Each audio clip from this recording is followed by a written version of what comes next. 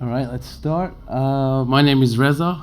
I'm the CTO at Synonym. I also manage the Lightning nodes at Bitfinex. At Synonym, we work on peer-to-peer technologies, Lightning, and we also run an LSP, Lightning Service Provider, which I'll get to in this talk. Together with the Bitfinex nodes and our own LSP, it's around 20% of the Lightning Network public capacity, which is a problem in my opinion. The network shouldn't be so centralized, but we're going to talk about some of the problems in Lightning. I'll actually give you a brief overview of how Lightning works, that's how channels work, and we'll talk about some problems in Lightning and some solutions, hopefully, and what the future would look like with Lightning service providers going forward. Who here actually knows how a Lightning channel works? All right, we got some hands, but I'll just go through it anyway, because if you don't know, the rest of the talk would not make any sense. Well, what's the Lightning Network? Lightning Network helps scale Bitcoin to more people, improves usability of Bitcoin, brings in new use cases. You can build more things on top of it. And yeah, you know, I got interested in Lightning. I was building stuff on on-chain Bitcoin first. Then I thought it's not that. I ran into some limitations, and I thought Lightning. When I first heard about it, I was like, oh, this is the future. So I went fully into it. The way Lightning really works is you get the. We're going to imagine this is someone, Alice, trying to pay Carol. The payments flow through this middle node. We call him Bob, right? And in order to make that happen, you have to create these channels, and you have to lock some Bitcoin into them, and the amount that you could receive and send is limited by what amount of Bitcoin that's on your side of the channel. Whether if you want to receive or send, it depends which side of the channel the Bitcoin is on. And in order for you to be able to pay Carol, you also need Bob to be able to have a good connection, good capacity to Carol. So in order for a successful Lightning payment to happen, you need a lot of things to kind of fall into place. And at the beginning, a lot of people thought it's not going to work. It's way too complex. And I remember there was a lot of FUD around Lightning. It's not going to work. And yeah, but as you can see, the network is, it's growing pretty well. Even in the bear market, the only chart that's going up is the Lightning Network capacity. And that's just not the capacity that's going up. There's more people, more nodes, increased, more channels. And you could see in this chart that transaction volume is also going up. And I'm sure, you've all, tried paying something with Lightning at the conference. I actually worked on the back end for those as well. So, hopefully it has been working. This is how the network looks like when I took a screenshot. Basically, there's nodes all over the world. And like I said, in order for these dots to be able to pay each other, a lot of things need to fall into place. Payments have to flow through these channels. And, if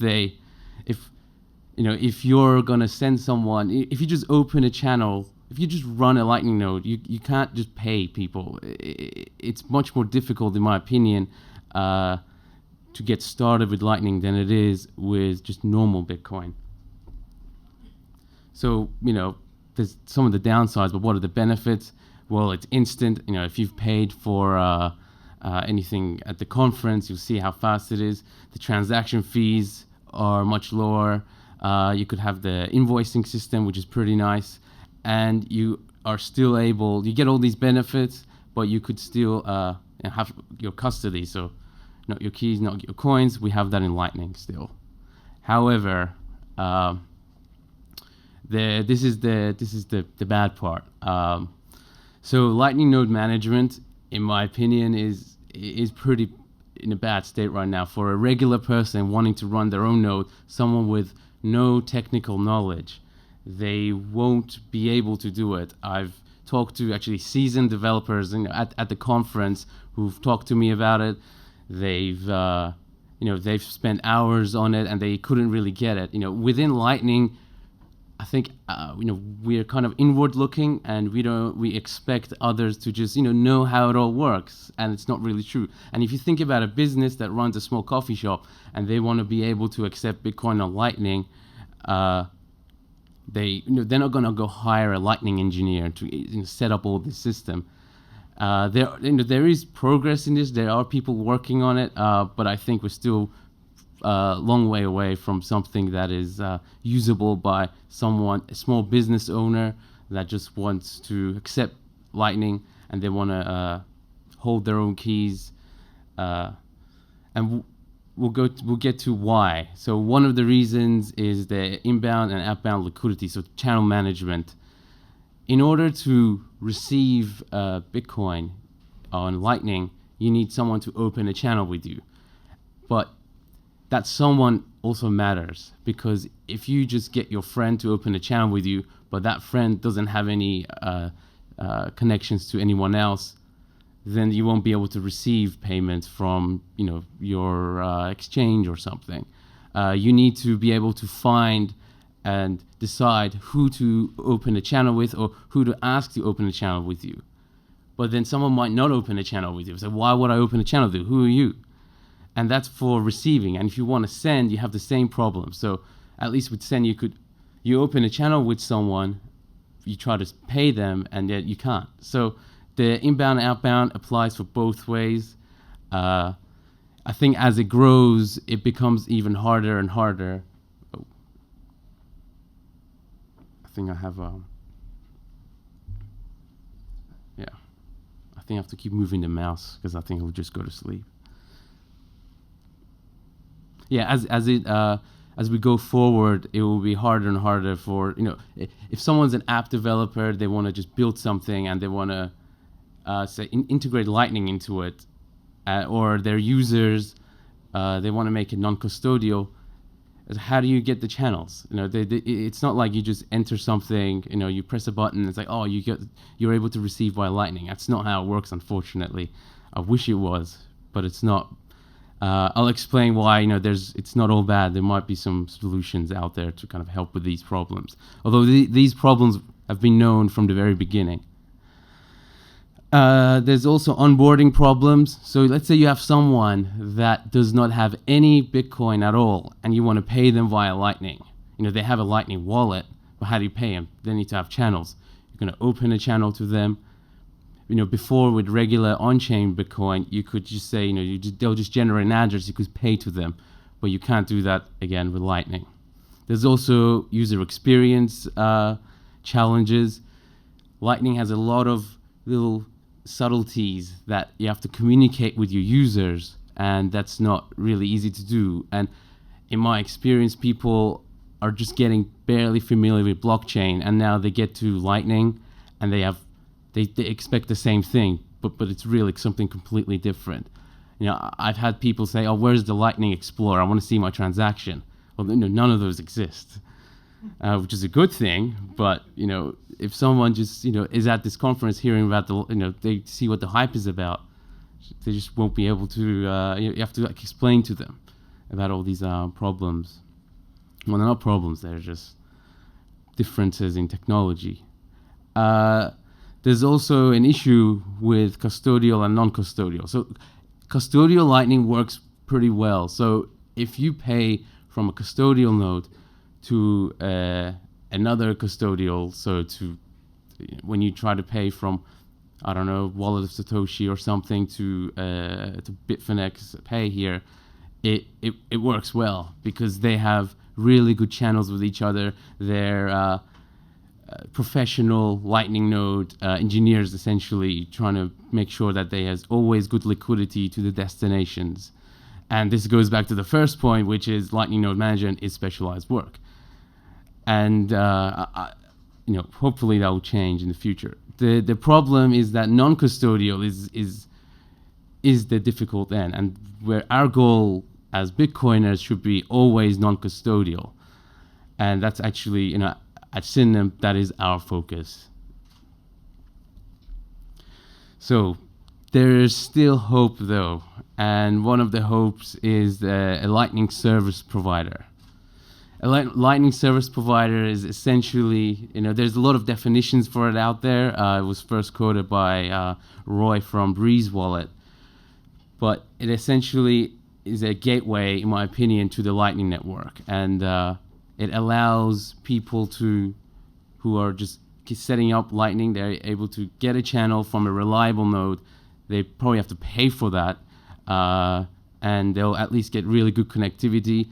A lot of the difficulties of running Lightning is solved, hopefully, with LSPs. Some of the UX challenges, hopefully we could automate a lot of these with LSPs, and we should try to at least be, a lot of the LSP ideas should be trustless and non-custodial. And the overall aim is to reduce the complexity of managing your own node as well. So, I've got a little graphic here of how it works. If this is your node, instead of trying to directly connect to the Lightning Network and trying to figure out which node to connect to, manage your own channels and, just to deal with all the daily problems that comes with, managing your own Lightning node, you just connect to an LSP, and, the LSP will help your payments at least deliver and receive payments. All right, next slide. What problems does it solve? Yeah, like I said, channel liquidity. That is essentially getting someone to open a channel with you and having good channels to reach payments to receive and send Bitcoin. Channel balancing. Channel balancing is, let's say you're a store and you keep people paying, you're doing well, people buy things, but eventually the channel will get depleted, and now you can't receive any more Bitcoin. And that's terrible for a business, because now it's like, what do I do? This doesn't really happen. If someone comes from the fiat world, this is not really an issue, as far as I know, at least. That unless if the POS system goes down or something. There's routing and connectivity. This is so if you're receiving and sending, that you have good peers that you're able to receive from. And they also help with app integration. So again, developers outside of Bitcoin and Lightning, like a games developer, someone building e-commerce applications, anything, they shouldn't become experts in Lightning in order to have a Lightning. I think for Lightning to reach critical mass, to get integrated in everything, we need to have the games developers focus on building games, and people building messaging apps focus on building messaging apps, instead of making everyone Lightning developers and engineers, because that just doesn't scale, because you want people to focus on what they want and what they're good at.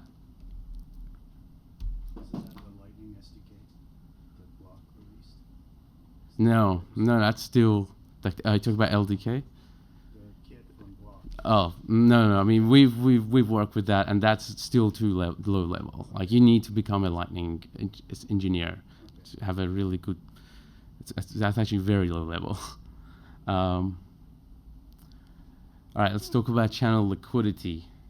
So there's a few ways to get your channel. Let's say you've set up your Lightning nodes. Like, how do I get my channel? You could, if you know an LSP, you go on, go on Twitter. You find some LSPs, or an LSP from your friend. You go directly to them. You could. There's a few ways of getting the channel. I'll talk about that later.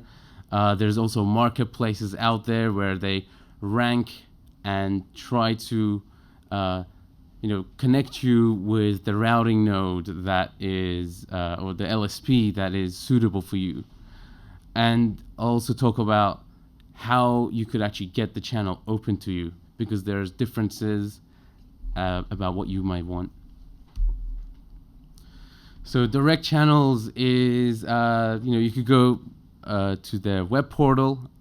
We run an LSP as Synonym, Block Tank. It's got a web widget. Just go there. You could say, hey, I want this much spending balance. I want this much receiving balance. And then, you get quoted price, you pay it, and then we could open a channel to you. Core Lightning formerly known as C-Lightning. They have liquidity ads, so you could have, if your node talks the liquidity ad protocol, it could talk to the, other nodes that have this protocol, and they will negotiate a channel opening. And also, there is LSPs have APIs, so if you're building an app and you want to integrate an LSP into it, some of them have these APIs. There's marketplaces, so Lightning Labs Pool is an example of it. So, with Lightning Lab Pool, you kind of lock your funds into an account. It's like a multi-sig account, and then it's like an auction. It's like a Lightning channel exchange. That's how I would define it. And, every few blocks, there's a, if you bid on a channel, they'll open it to you, and they also enforce that the LSP holds up their end of the bargain. If you do direct channel lease through the web portal API, depending on how they're actually opening the channel, they may not be. They may rug pull you, and then you pay for, I don't know, a month for that channel, but they might close it earlier. But in reality, in my opinion, you can't really rely on these things. So I think if the channel closes for some reason, you could expect the LSP to reopen the channel with you. There's also Lightning Explorers, so Amboss, LN Router, Lightning Network Plus. They also try to facilitate, finding who to open a channel to, or who to request channels from. All right, so channel opening methods. So there is normal channel opening methods that we support at Blocktank currently, which is just, hey, just open a channel with me whenever I ask for it, and it'll open it. I think currently this is how it's done mostly. There's other proposals like just-in-time channels, which is not really used anywhere, but it's definitely something that's possible, and there's nothing actually blocking this from happening. So the way these work is, let's say you want to receive payment on Lightning, and the person that's receiving it has no channels. An LSP could essentially, when the payment's coming to the user, could capture the payment packet, open a channel on demand, and then route the payment through the newly created channels. This is something that's new. I think it's pretty cool, and yeah, we will probably support it going forward in Blocktank. There's no on-chain transaction necessarily for this just-in-time? No, it does. It does. Expensive, like a Bitcoin transaction. Yeah, but it is. So the reason why you would do that is if the person is adamant of getting paid on Lightning. So or it could be a Lightning-only wallet. So imagine an app that's only Lightning. I mean, this is a world that we may be moving forward to, where your phone wallet's only Lightning. And there's also this. I mean, I'll talk about it later. There's all these other, in the future, you could do all these other really cool just-in-time things with LSPs. There's batch channel opening. So if we end up in a really high fee environment, and you're a retailer that you might want a channel in a week or something, you could say, hey, open a channel in a week, and the LSP will collect a bunch of channel openings, and then they'll open it in one go. So it's saving in transaction fees. There is LNURL channels. So the way that works is that, let's say you bought a channel, but then you want to communicate how to open the channel.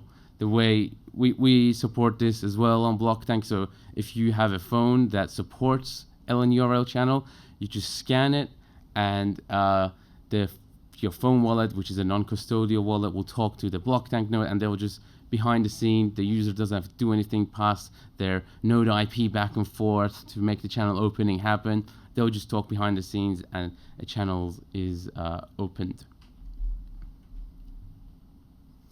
Okay, so we're getting into a bit more of the advanced stuff. So there's channel balancing.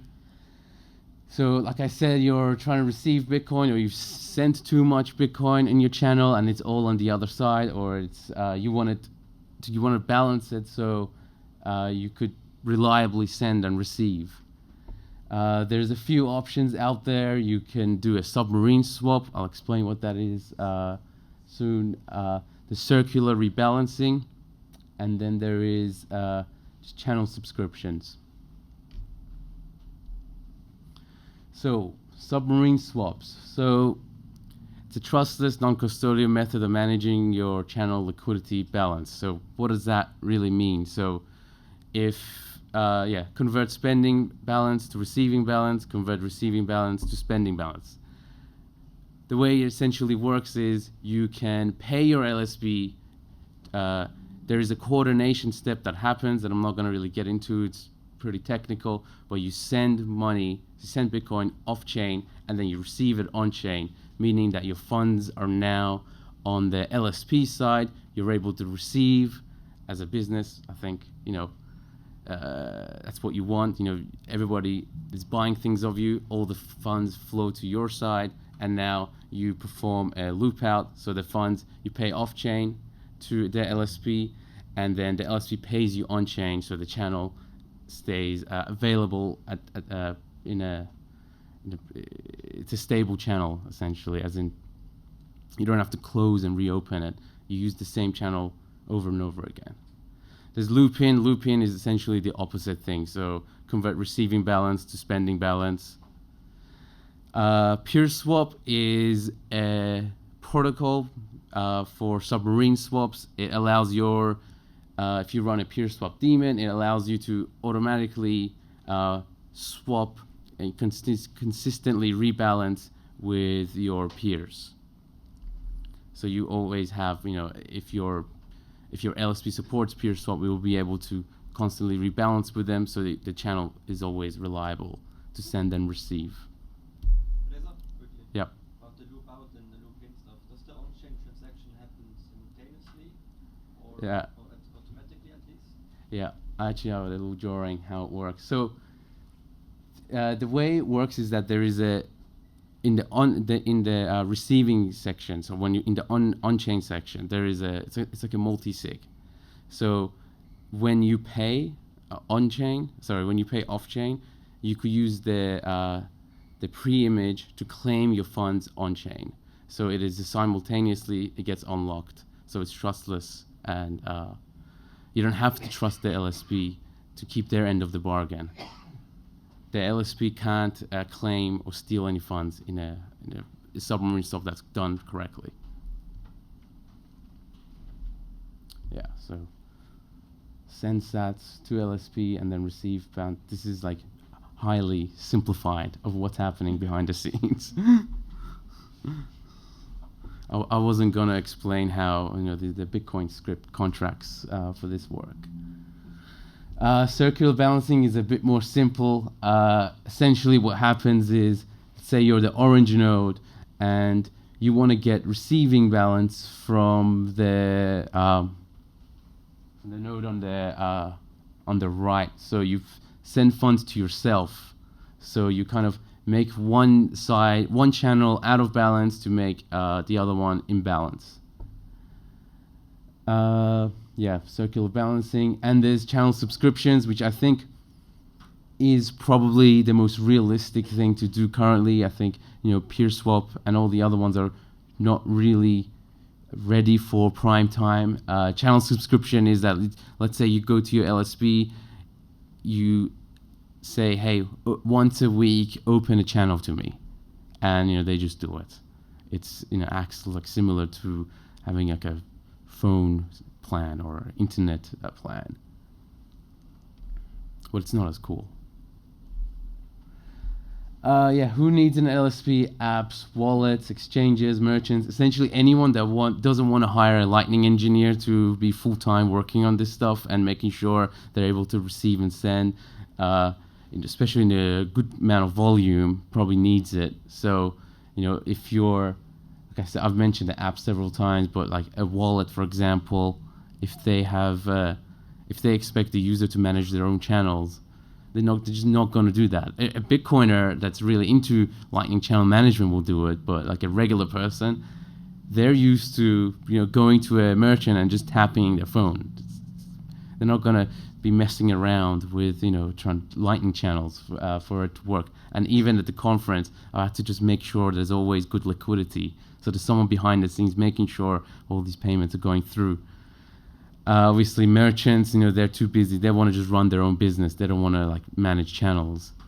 Other LSP businesses, and of course, Bitcoiners. So the LSPs, thankfully, it's, we're not alone here. There is peer-to-peer marketplaces, there's protocols, there's other web portals, there's wallets.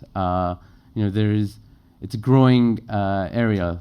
There's this LSP spec that we actually work on with the other implementations, all of the major Lightning implementations are actually contributors to this, and other wallets as well. So everybody knows that it seems like LSPs it has to happen, and they have to. Currently, people just look at it for opening channels, but it's definitely going to be for more things in the future. Actually, zero fee routing is no longer with us, and as he's going to close his new. Sorry. I don't know. I haven't. There you go. Yeah. Reza, where's this green light that Christian talked about? So green light is, you could kind of say it could be an LSP, but green light is like a cloud node. So they run the node for you. So you for example, if you have a wallet on your phone, you could either run it directly in the phone or on a cloud. In Greenlight, you control the keys, but they, every time I think you want to do a transaction, you just do a little signature, so you allow the payments to go through. So it's actually not a Lightning service for as you define it here. I mean, not really, but the meaning, the LSP is such a vague term. I would say it's just all these services that's trying to make Lightning easier. You could say, Greenlight could be an LSP, but maybe they can build things into Greenlight that, when you set up your first node on Greenlight, they actually give you a channel as well or something. What else? Yeah, I think wallets.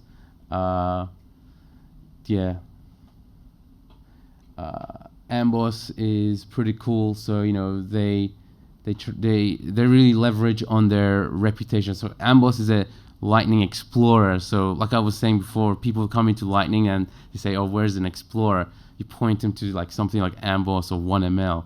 It doesn't show transactions, it just shows nodes, which is, people are like, where can I see the transaction? But you can't. It's the whole point. Amboss,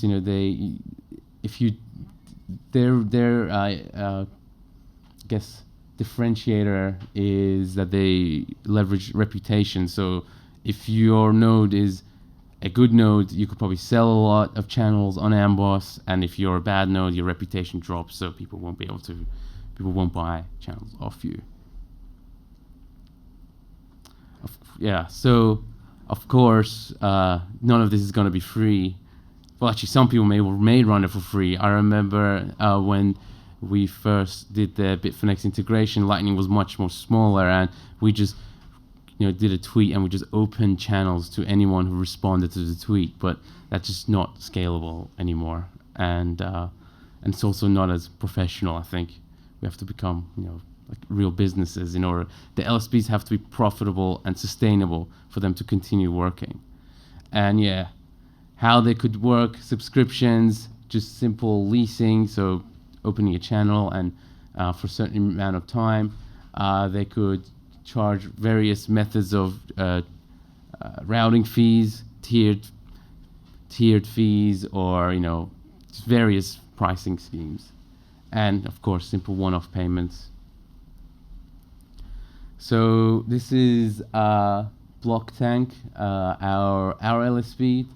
It's all open source. The backend's also open source. It's got a client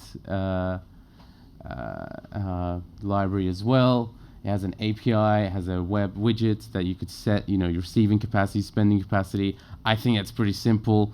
we've tried to actually remove the phrases inbound and outbound liquidity because they're confusing, I think, for someone that has no idea what they're talking about all this stuff. Yeah, we do direct channel opening, LN URL channel. We are going to have more LSP spec compatibility, so zero-conf channels coming soon, JIT channels, explained before, and swaps, and it's going to be built into our app coming up. All right, future of LSPs. So this, as Lightning grows, LSPs will evolve with it. So mentioned Greenlight. So Greenlight came about because people thought, seems like running Lightning on a server is much more realistic. So they built Greenlight. People thought at the beginning of Lightning, people would just go on Twitter and say, hey, someone open a channel with me, and they'll do it. So people thought, okay, that's not really going to work. So they built LSPs, simple channel openings. People thought about, hey, I want to pay someone that isn't able to, doesn't have any channels. People thought about JIT channels, and so on and so on. There is, the landscape is it's continuing to grow. Some of the things on the horizon is splicing. So splicing isn't in Lightning yet. I know there's people working on it. There's weird hacky ways of doing it right now, but a splicing service from an LSP would mean if you have a channel with your LSP that is 1 Bitcoin on as a receiving capacity, that means you can just have a 1 Bitcoin. If you're selling something that's 1.5 Bitcoin, they won't be able to pay you. But with splicing, you could increase the size of that channel, so you can now receive through that channel. And then you could do things like JIT splicing, hopefully, which is if the LSP detects that you can't receive more than 1 Bitcoin, they could just extend it, make the channel bigger, and then you get 1.5, whatever you want to be able to receive. There is one of the big problems in Lightning, which is offline. Lightning, you have to be online all the time, and regular on-chain Bitcoin, you don't. With hopefully we'll get something like async or offline payments, but not really offline, essentially notifications. So you're getting paid, your LSP will send you a notification on your phone. It's like, hey, open up your phone or turn on your computer or whatever, so you're able to receive without being able to, again, steal your funds or in any way. There is node reputation protocols. I think this is really important because, for example, if you're trying to pay a merchant here, but your routing node is all the way in Australia, that means you're trying to connect to Australia to pay someone right in front of you. That's really inefficient. So you might want to find a node that is more...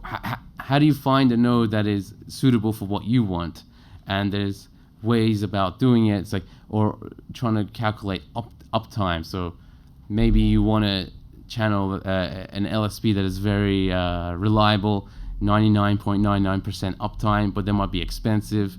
So having some kind of reputation protocol to rank different Lightning LSPs is important. And my vision for the future is to just automate all of the things I've talked about. So we'll get to a place where you don't ever have to think about channel management and things like that. And in a non-custodial way, you just scan a QR code or you tap, and you could just pay or receive on Lightning without having to really do anything else. And it's just kind of handled for you behind the scene. And yeah, that's it. So, questions?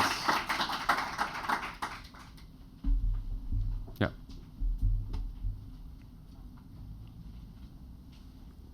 Hey man, great talk. Thank you. Actually, quick question. I was interested to hear your thoughts. I'm not sure if everyone saw like Jameson Lopes talk about the death of SMTP and how, mail servers became impossible or very difficult for an individual to run. Curious your thoughts, like if reputations and everything come into Lightning, could a similar future happen to us in the Lightning world?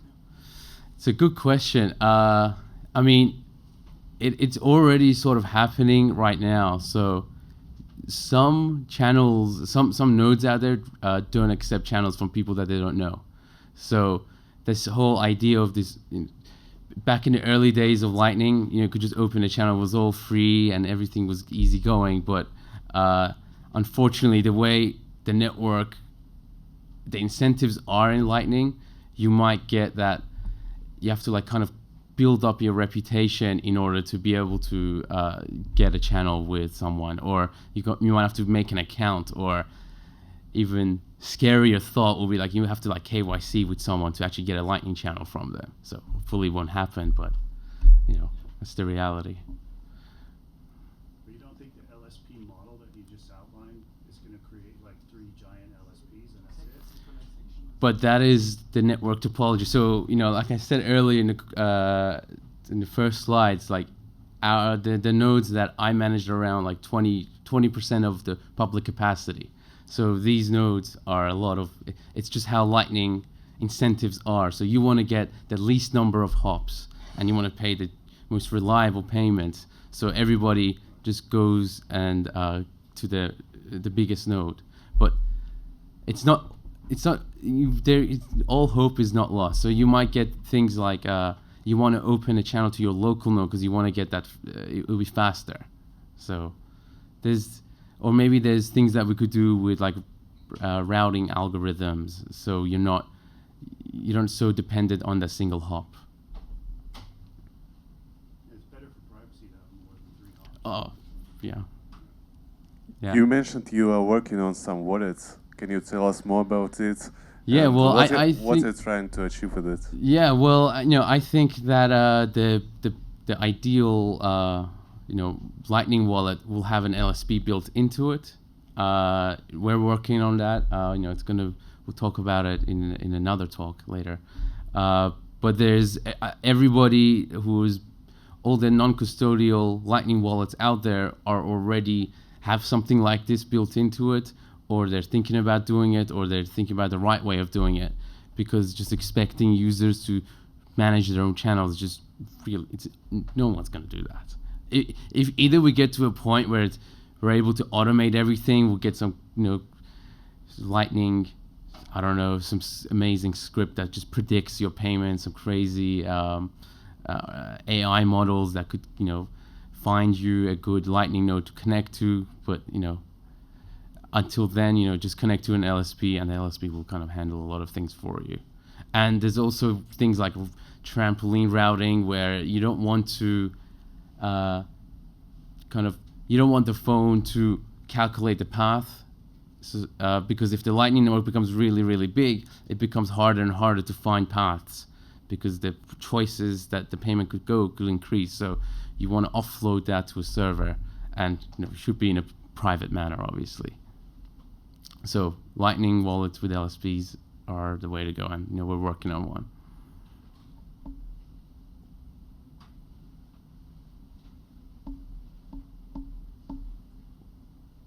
Could you talk at all about how routing fees affect, either maybe there's 2 separate questions, either the products that you're talking, just how they work technically, or also the business model of offering them? Right. Well, it really depends on the the business that we're working with. So maybe it's a merchant that is mostly receiving, or maybe someone that's sending payments mostly. So again, it depends on what type of channels we're opening. But what was I saying? The fees. So yeah, you could. It depends. So you could either do a deal with your. We could have a default channel fee tiers that you set, or you could negotiate with your counterparty to see what type of channel fees would you like. Maybe someone would want only they want high fees, but they don't want to pay for the transaction fees of opening a channel. So it's really flexible. It depends on the use cases. Or maybe someone has a subscription model. So it's like at the end of I'll open channels throughout the whole week, and then you pay me at the end, or something like that. It's like any sort of commerce, essentially. but again, maybe someone would want it only to be trustless. So, any other? Yep. So, I mean, when you want to look at the traditional payment world, where whenever you make a transaction or whenever you pay for something with a credit card, there's a lot of entities involved, and overall the fee that is being charged on the payment is, I don't know, about 1% or 1.5%. And in the end, this leads to the price that the client pays for to be higher by this amount, so that the actual fees are paid by the customer, right? And I'm wondering, with this setup now, that Lightning is very complex to set up for an individual. You use the Lightning service providers now as an entity, as an intermediary, you could argue. In which way do we actually solve a problem, or not just reflect the same situation on the Lightning network with Bitcoin? So you don't want to recreate the existing financial system on Bitcoin? I don't want to, but as it looks like to me, well, there's a difference. The difference that in the existing financials you have no choice. So you can go learn Lightning and how all this stuff works and do it all yourself. So it's hopefully that will always remain. That if someone wants to put in the time and learn all this. Stefan said no one is gonna create his own email server nowadays, so no one is gonna go deep dive on Lightning. Or not no one, but not the majority. Yeah, well, there's also there's this other factor of like, if you have an LSP that you don't like, you could just close it. If you say LSP is similar to a bank, you could just close the channel, open another one to someone else. Because it's some of these solutions requires trust, but ideally you want it all to be trustless and non-custodial, and private as well. So you could just switch between LSPs, and part of the automation thing is maybe it will do it in the background for you. You kind of don't want a regular. I work on this stuff, and I wish I wasn't going to manually deciding what to do or thinking about what script to write to kind of automate it. So, being able to move between LSPs is the key here. Yeah, at a more fundamental level, it looks like Visa, but Visa and MasterCard are closed networks. They're monopolies that control their entire network. And here you have an open protocol. Anyone can join. So you can switch easier and quicker, but as we all know how human beings are, once you know that something works, you're also not that easy to switch, So that's. But the fees probably won't approach the 4% or 3.5% that credit cards get, because there will still be more competition. I hope so. Well, there's another thing is that you can't just create your own credit card network, but someone could. If you're being a bad actor or you're charging too high fees, someone will come up and they'll just do the exact same thing at a lower cost. So I actually think routing fees on Lightning will just trend further and further down, because they're already cheap. I mean, on-chain fees are also cheap. I mean, in reality, you might not even. A lot of this stuff is way too early, honestly. So a lot of the submarine swap, they're way too early, because opening a channel doesn't really cost much. And there's actually some wallets out there that you pay on-chain and they pay the Lightning invoice for you, so using swaps. So on-chain thankfully is still around, and we have some time to build out all of these, because currently it's way too hard.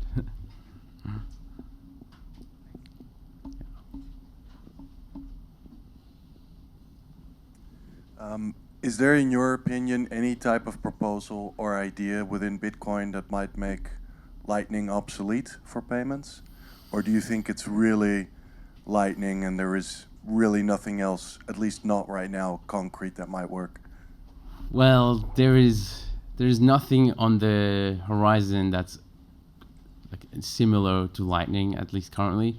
But we can go back and see other proposals that existed, like ZeroConf is kind of making a comeback because of Lightning, so ZeroConf channels. To create a really seamless experience in Lightning, you could create a channel that you could use immediately without having to confirm. But what if you could just pay someone in ZeroConf, and you have we standardize risk management systems. Everyone puts their brain together. We have to build some risk management system to kind of reduce the chance of double spends happening with ZeroConf. But other than that, there's a lot of proposals out there, but I don't see anyone being like close to Lightning yet, which is also kind of bad because everyone's gonna put all their eggs into the Lightning basket. 17,000 nodes. Takes the time to get that. Yeah, well, I mean, one good thing is it's all been organic growth. It's there's been no token offering. There's no Lightning coin.